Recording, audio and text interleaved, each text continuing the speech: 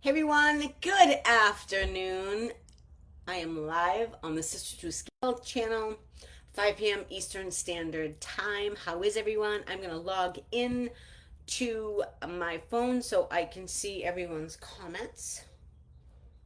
All right.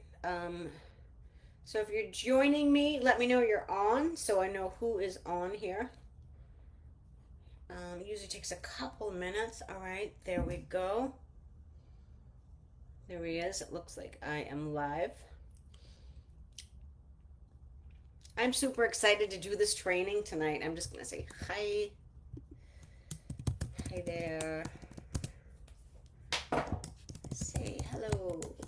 Okay. I'm excited to do this training tonight because people have asked me for this training. This is a thing, right? This is a thing in the industry. So for those of you that don't know me, my name is Cheryl Hadger. I am a cleaning business coach and consultant. It looks like, okay, I'm a coach and consultant. I'm looking here and people are logging in. And I have my own cleaning company called Made Bright. I'm out of the Boston, Massachusetts area. And I grew my company from zero to over, we're approaching the $850,000 mark. And I did that with sheer perseverance, grit, consistency, and the willingness to never give up. And I teach you how to do the same thing, right? I teach you how to be a freight train, and that's what it takes. That's what it takes. So there's no crying in baseball on this channel. Um, that's what people tell me that they like how it is because I tell it like it is. So I'm just going to, all right, I'm going to get started. I may or may not see you. If I cannot see your comments, I will get to them after because sometimes Facebook plays some little tricks on me, right? So tonight's training is how can I grow my cleaning company when I can't afford to hire?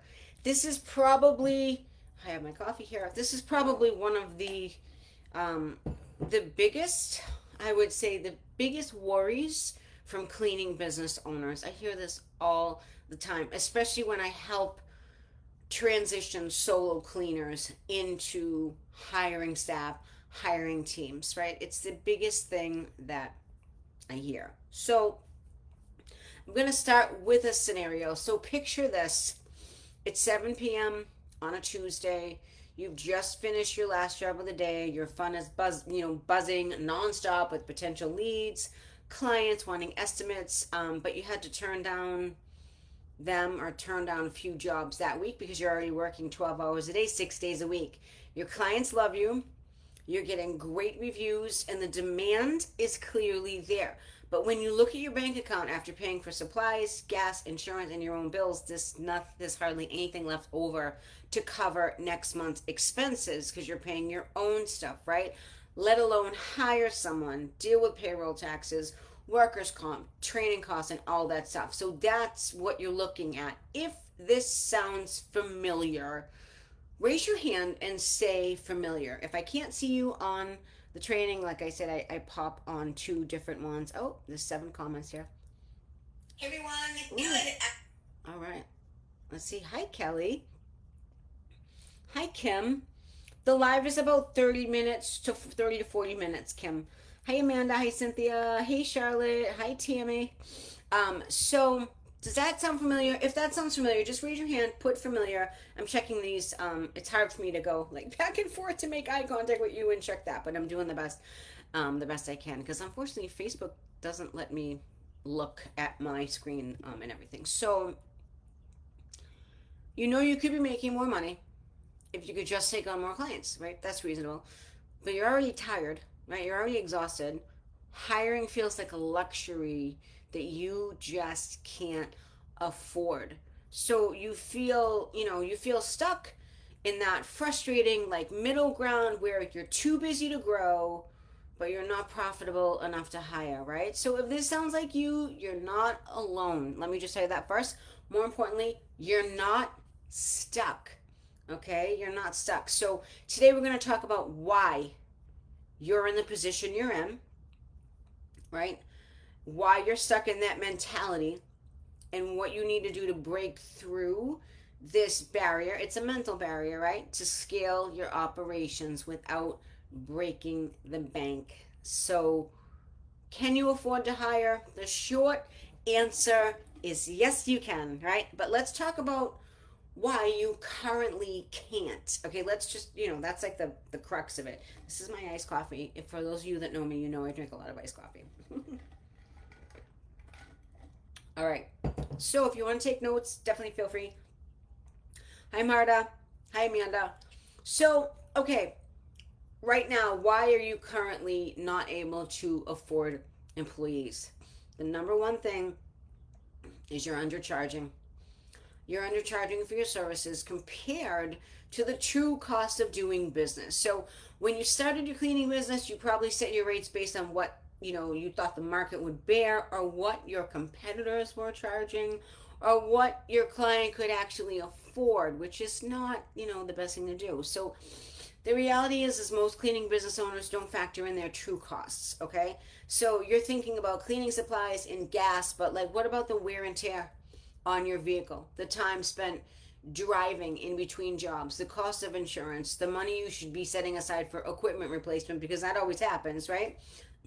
And more importantly, paying yourself a fair wage for running the company. So when you're essentially subsidizing your business with your own unpaid labor, there's no money left over for hiring. Does that make sense?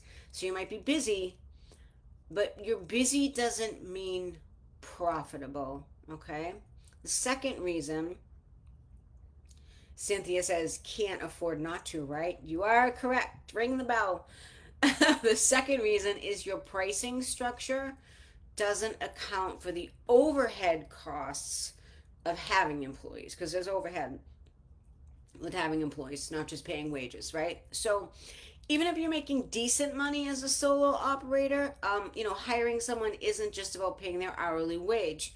You're looking at payroll taxes, workers' compensation, depending on what state you live in, liability insurance, which they always increase, possible bonding costs if you're going to get bonded, and then the time that no one really factors in, the time you'll spend training them, time when you're paying them but not generating a lot of actionable revenue. So many cleaning business owners make the mistake of thinking, okay, I charge 30 an hour, so I can pay someone $15 an hour and still make money.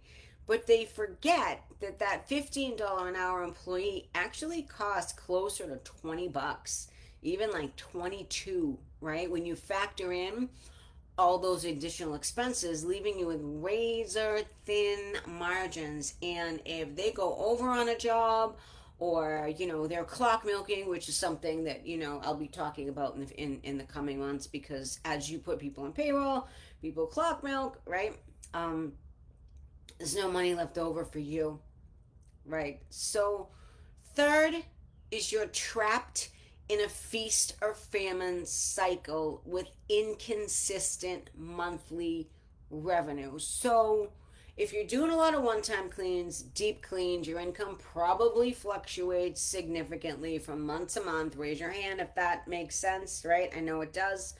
And so maybe you have a few big commercial clients, contracts, but if one of them cancels, you're scrambling. Or maybe you're relying too much on those one-time deep cleans that spike up the income and drop it down. Deep cleans, just FYI, should be fillers. You shouldn't be reliant upon deep cleans. So when you can't consistently you know guarantee that monthly revenue, it's very terrifying to paying someone else's salary. That scares the shit out of you. How do I know? Because I was you, right? So, you need steady, predictable income before you can responsibly take on the fixed cost of an employee, but you're still working on building that stable client business. Does this all sound familiar to you? Say yes, right? Just put in the chat yes if it seems familiar to you. I want to see who's commenting. um Cynthia says, would 5K saved up be enough to get me through a couple of months of payroll? If you priced your jobs correctly, you wouldn't need to do that, but that's a conversation for another day. It's always nice to have a buffer for payroll. We can talk about that in a second. So, another one, okay, and the fourth one is you're scared to hire because you haven't systematized your operations enough to efficiently train and manage someone else. You're scared to death of looking like an amateur. You don't know how to train. You don't know how to look professional, right? So all this stuff is going on in your head. So you know how like you know exactly how like Mrs. Johnson likes her bathroom cleaned, which key goes to which house in your efficient route through the neighborhood. But if you can't document and systematize that process, training is just scary as you know what, scary as hell. We'll say scary as hell for you. So you don't do it. You push it on the back burner. You continue being stuck. You continue saying, you know what? It's just easier to be a solo cleaner, right? How many times have you said to yourself, it's just easy to be a solo cleaner. I'm going to make my $1,500 a week and I'm going to call it a day. Well, that's good when you're younger. But, when you're older, you get to be in like your 40s and 50s and you've been cleaning for 20 years, which was my, well, not quite. I wasn't cleaning that long, but when you're cleaning for 20 years, I'm thinking of someone, a couple people in particular, like your body's killing you. And if you don't go out and work, you don't make an income, right? So this is all the stuff, that I know is going through in your head. So where's the turning point? Where do you turn this around, right? And join other cleaning business owners who, did hire. They took the risk, they took the jump, right? They made the leap and they figured shit out and they did it. Marta says 30 years. Tracy Irons, 100%, right? Tracy's getting it. Big yes for Tammy. Tammy, I have to say, you were one of the people I was thinking of when I said that. I know, there's other people too. The Janet Baker, who has been, under my wing for a long time. She did Drop the Mop. She's in Sisters Elite. She's coming to the retreat here. She was the same way. She cleaned for a long time. Now she's hardly cleaning. She almost had to have knee surgery. This is real things, everyone. All right. So what do you have to do to start flipping this? Okay. I'm looking at these. All the comments are coming in. Hi, Natalia. So what do you have to do to start flipping the narrative on this current situation? Because you can't be a solo cleaner forever. You don't want to be in your 70s cleaning. Nobody wants that. So you have to stop thinking like an employee, like an hourly employee, and start thinking like a business owner. So when I was going out and I was a solo cleaner, I cleaned solo for a little bit of time. I would be like, oh my God, I'm going to clean this house and it's going to take me 2 hours and I'm getting $150, to clean this house. I'm technically making $75 an hour. And I was thinking like an employee, like, oh my God, this is great. It's great money. It's sort of like a bartending shift when you're younger. It's like similar. I was a bartender too. So I'd be like, oh my God, I made $250 on this shift and I worked 5 hours, so I made $50 an hour. I'd always be doing that. I know you guys that are cleaning solo. I know you're doing that too, right? I know that. And you have to kind of change this. So that's thinking like an employee. We need to switch you over and teach you how to start thinking like a business owner. So that's trading time for money. Even though it's good money, right? You're still trading time for money. Okay. Business owners think completely different. They focus on profit margins, systems, and leverage. Three things: profit margins, systems, and leverage. So instead of asking how many hours can I work today, start asking how much money can I make per hour without having to work, right?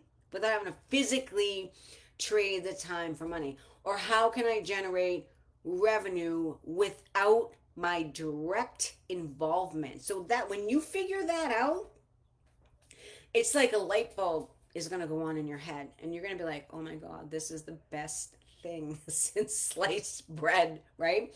So This shift means that you'll start making decisions based on what's most profitable, not what keeps you busy, right? Oh, I have a full schedule. I'm making $1,500 this week. Yeah, but you're only, you're not making that much a year, right? So this is the beginning of making that shift. So you might realize that saying no to a low paying client actually creates space for a higher paying one. Cynthia, I'm going to call on you because she just did a price increase on a client that was an hour away and did a $20 price increase. And they said, "Oh, we've had a change in our expenses." No, you didn't, asshole. We know you didn't, right? They didn't like that Cynthia raised her price $20. What happened the next day? She went and she got a quote approved for the deep clean. I want to say, correct me if I'm wrong, Cynthia. I want to say it was $630 and with a bi-weekly of 370. So she replaced that client that was paying peanuts with a higher paying client. So that's what I'm talking about. Let the lady go that's not doesn't think that you're worth the extra $20. Forget that shit. We don't do that. So saying no to a low paying client is making space for a higher paying client to come in. And the higher paying clients is what you want so you can afford to grow your business and pay the expenses that allow you to scale a business. You're going to have expenses scaling a business. There's no way around this. Get used to it, right? Your CRM is going to cost you your equipment that's not going to break down, a vehicle if you're going to get reliable vehicle, your insurances. When you hire, you're going to have payroll taxes. There's no way around it. There's a couple of states that have lower taxes and stuff like that. Texas is lower. Florida is lower, but for the most part, you're going to have a certain tax rate. Tammy, 34 years in the business. Now in my 50s, I'm hurting, right? So this is like real stuff, right? I don't say it to scare you. I say it because it's true, right? I know, Tracy. I was so psyched for Cynthia, right? Yeah, Tracy Irons, Tracy Cox is saying Yahoo for Cynthia. Yeah. I want to start swearing about it. I'm like so excited, but I have to contain myself because when they're like, we're gonna pass. We've had some expenses. Shut up. You know what I mean? You just don't want to pay the $20 an hour. So screw off. And the next day that quote got approved. So good for you. That's what happens when you value yourself. When you finally value yourself and you put that value into the universe. I'm big into manifesting in universe. The universe is going to bring you back what you need. Right? And that's exactly what it did. So now you're going to keep doing it with the low paying clients. So now I've lost my train of thought because I was so excited to see that happened for you. So you have to embrace the fact that you must raise prices to make hiring a reality. There's no way around it, right? And so this is where a lot of cleaning business owners, they get afraid, they get stuck, they get nervous, they're afraid to raise prices because they think they'll lose clients. So what? Lose your cheapos and go get one that's going to pay your worth. That's what we're doing here. And eventually, if we all do this across the country, the cost of house cleaning is going to go up collectively. And these people in the community are going to stop lowballing us. So we need to band together as a unit, as a community, and be like, this is worth a lot. We're coming in, we're cleaning your house, we're getting on our hands and knees, we're cleaning your showers that you don't want to do. You need to pay for it. So that's why I get so like hyped up about this, because you're not only hurting yourself when you're accepting lower wages, you're hurting the whole house cleaning industry. Right? Is this making sense? I'm so glad you said you love Jobber, Cynthia. So glad. So glad. Hi, April. But the truth is that if you can't afford to hire at your current rates, whatever they are, your prices are too low. Period. Right? So step one, gonna raise your prices. How much you raise your prices? That's something I cover when I work with people. It all depends. It all depends. So you need to reframe price increases as a business necessity, not as a luxury. I'm going to repeat this. You need to reframe, all right? And if you want to write it down, you need to reframe price increases as a business necessity, not a luxury. You're not like, oh my God, I'm making more on this client. No, you're making the money that's allowing you to cover the cost of running your business and making a profit. That's different. All right. So what you can do to start this, right, is start calculating everything you actually need to charge to pay yourself fairly and have money left over for growth. Start making a list of what everything costs, right? You might lose some price sensitive clients. Who cares? Right? Who cares? You're also going to discover that when you start valuing your worth and creating value in your branding and stuff like that, something else I cover and drop them up, people will pay for your value. You'll be pleasantly surprised, right? Look, you're going into people's homes. They have to trust you. There's a premium for that, right? These days of charging $25 an hour to clean houses is over. The labor market is changing, right? Labor market is changing. We all know what's going on, especially in America. You know what I'm talking about. Your prices need to change too. The cheap labor is on its way out, right? It is over. It is over. So the clients who leave over reasonably priced increases like this one we're talking about with Cynthia probably weren't your ideal customers anyways. These weren't because they were an hour away, right? And that's fine. Hey Andrea, how are you? Andrea, I answered your question. Hi Elizabeth. Hi Whitney. Whitney, I love Jobber. Really? I like Jobber. I like Houseco Pro. I like ZenMaid. Um, Jobber's really good with reports, right? Extremely good with reports, with forecasting, stuff like that. But sometimes it's a little difficult learning technology. That's usually the barrier. But they have pretty good support system. If anyone's interested in learning more about Jabra, let me know. I have a code I can give you to save you some money, give you a couple free months or whatever. But anyway, so number three, you need to accept the fact that you need to work on your business, not just in your business. Working in your business is cleaning houses. Working on your business is systemizing operations, creating, training systems, creating onboarding systems, creating an employee handbook, documentation, training people, creating your levels of management. That's completely different, right? That is completely different. So you have to learn how to schedule non-billable time for business development, even if it's just 2 hours on a Sunday morning, right? Use this time to document your processes, research better pricing strategies, or develop client retention systems or strategies. So think of this as an investment, not really lost income, right? So the hours that you spend systematizing your business will actually free up multiple hours for you in the future and allow your hiring and things to run much smoother, right? Is this making sense?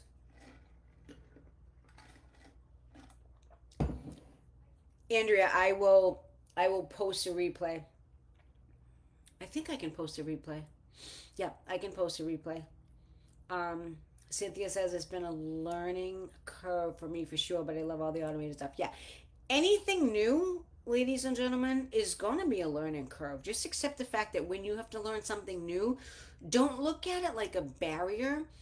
Look at it as a growth spurt, pattern, anything like that. Don't look at anything. If you when you think something is a barrier, that's just mental. That's not actually what's happening. If you're learning a new software like Java or whatever, it's Java's going to make you money, right? Java is going to save you time, make you money, systemize your map optimization, for example. That is not a time waster. All right, that is actually saving you hundreds of hours in the future, right? Hundreds of hours in the future.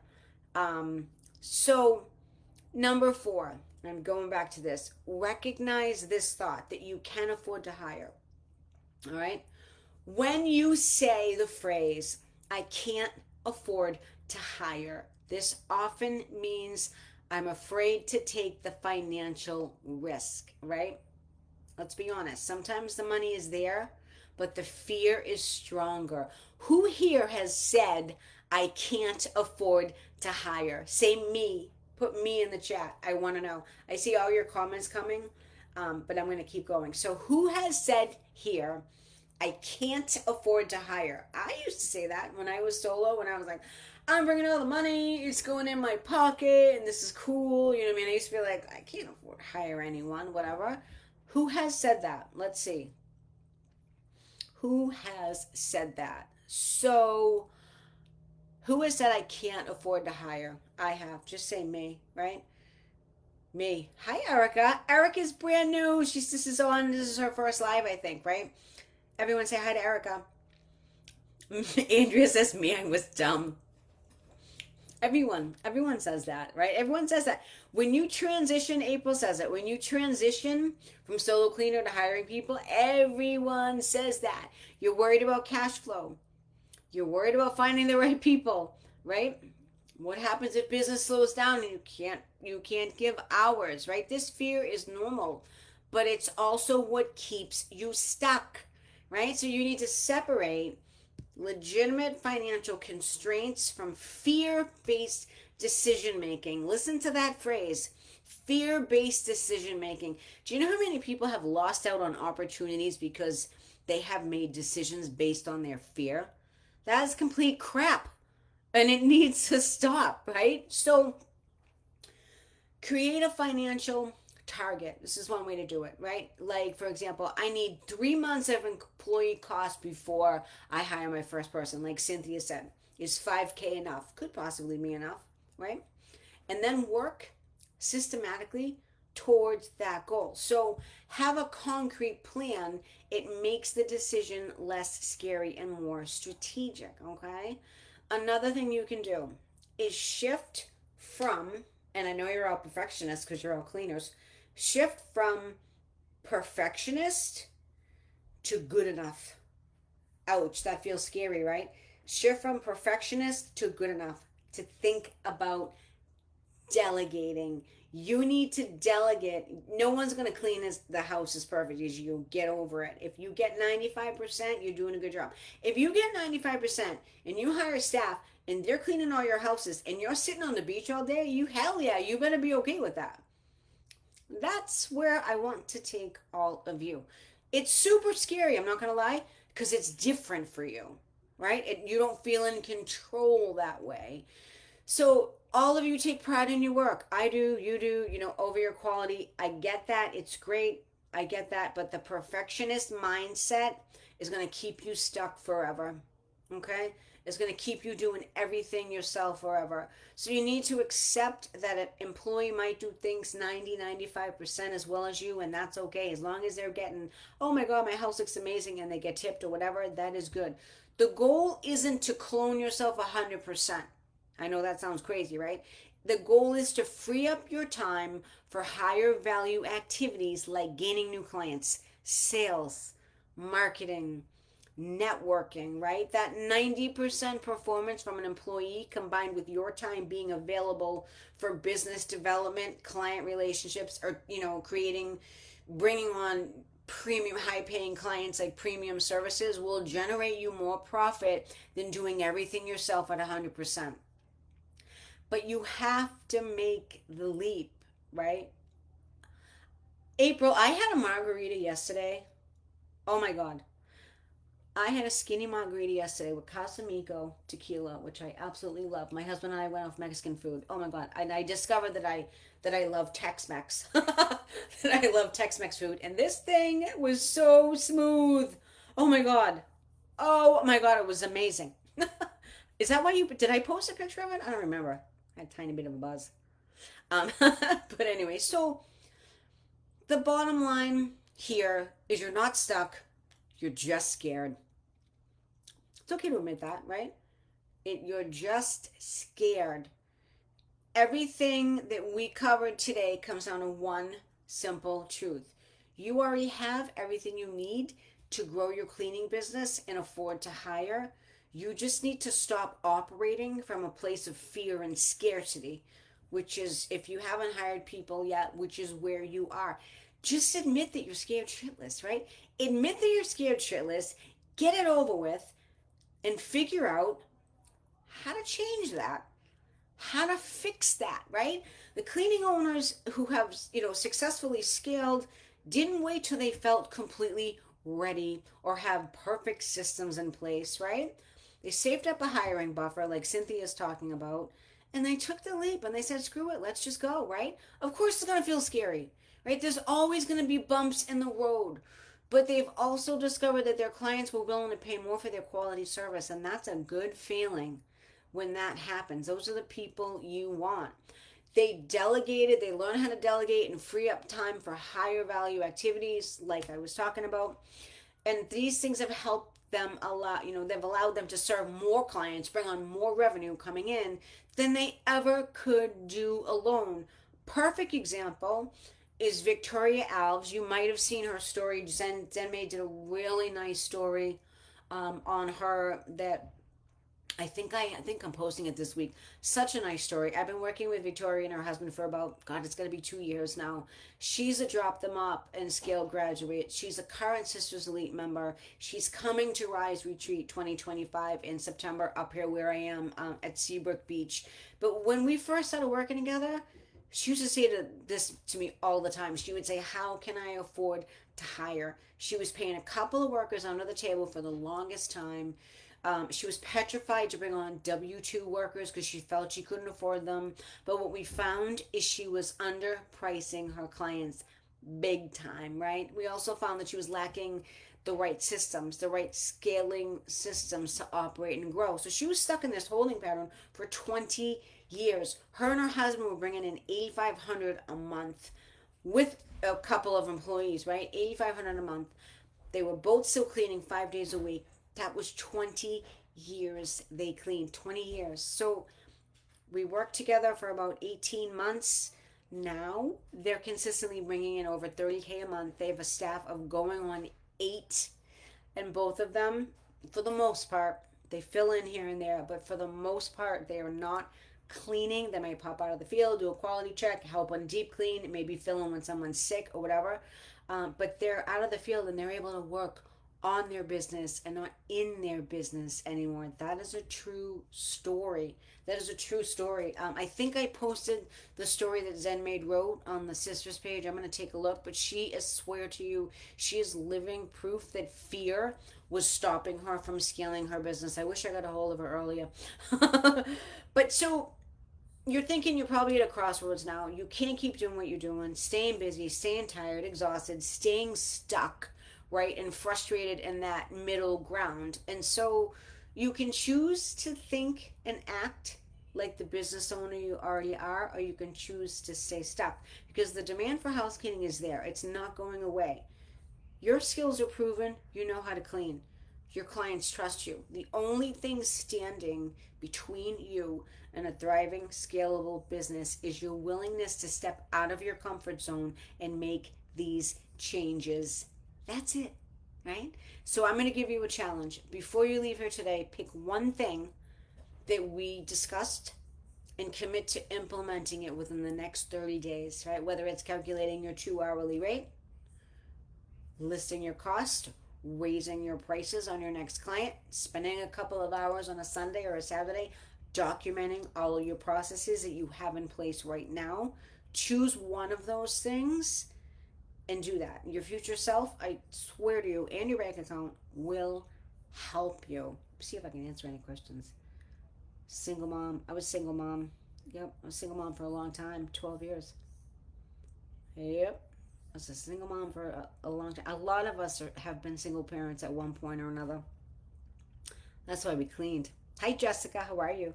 I'm checking on my phone. So, um, we had a lot of people answer this tonight. So, if this resonated with you and you feel that you're done with playing small and you want to grow, have a chat with me, right? I don't work with everyone though. I only work with people that actually want to make changes, and I can tell when I talk to you on the Zoom. um, because you want to be ready, right? You want to be ready to make those changes, right? You want to be ready. I'm telling you, if you have the guts to hire and change your business, it's going to work, okay? The only way it doesn't work is if you don't work it, right? So if I haven't worked with you yet, if you're interested in seeing what it's like working with me, you want to know about Drop Them Up. That's the big program. Type Drop Them Up. I'll reach out. We'll schedule a one-on-one. That's what I do. A one-on-one Zoom call. I ask a bunch of questions about your business. See what you're struggling with. If you're on this call, chances are you're struggling with you want to hire but you're scared, right? So I'm gonna ask you a bunch of questions. See if we can get to the real root of that problem. Okay. I've worked with a lot of people now, hundreds of people that have had the same problem as you, and I assure you, if you trust yourself and you take a chance, it's gonna work. All right, ladies. Tammy says, I'm gonna see if I can see any questions. What if you raise prices and it's still not enough? You have to raise prices to a point where it is enough. So that's you have to figure out like that money. Jace, by the way, everyone, is my husband. It's short J for short. He says challenge accepted. My future self thanks you. He's gonna be up here for Rise Retreat in September. Y'all get to meet him. He's a genius. Yeah, he's gonna be teaching too. He's fun. Cynthia says, join Drop Them Up. I regret not doing it sooner. I know, and Cynthia, I can't wait to meet you. Cynthia's in my neck of the woods. She's in New Hampshire. Yeah, we're close. We're close. There's a few of us that are close. Who else is close here to me? I'm up here. Marta's close. Marta's in Connecticut. Natalia, Whitney. I don't know where Whitney is from. Jessica's in Florida. Erica Navarez. Where are you from? April's in Texas. Whitney Ross. Where are you from? I always like to know where everyone's from. All right. Tammy's in. Tammy's in September. I don't know if everyone knows this. I made an announcement. Tammy Kruckmeyer, I think I said that right. She's from Daytona Beach, and we're going to get her the help she needs. And if she wants to start earlier, she can. All right, ladies. If I didn't see your comments, I always go back and look. You can catch this replay. It's going to be it should be in the group. What I'll do is I will post this replay. I'll pin it to the top because I had 25 people register, and that's a decent amount. Jessica, you're not far away. You're in Florida. That's a 3-hour plane ride. Um, Erica Navarez is in New Jersey, so close to me. 6 hours away. That's a 6-hour drive. Tracy Irons is in Maine. She's close to me too. A few hours. Yeah. All right, ladies. Have an amazing evening. Gonna go have some dinner. Any announcements? No, we got Rise Retreat. We did that. That's coming up in September. There's a couple spots. If you want more information, let me know. And I'm speaking at the ZenMade Summit September 12th at 10 a.m. Central Time. There'll be plenty of announcements coming up. That's totally exciting too. Hi, Belinda. Belinda is from Washington and she's moving to the East Coast. She's moving to Alabama. She's gonna be closer to me. Hopefully, one day I get to meet her. All right, ladies. Have an amazing evening. I hope this was helpful. Let me know if it's helpful. I love your feedback. I thrive on getting good feedback, so I always give you what you need and what you can learn from. Right. Have an amazing evening. See you all soon.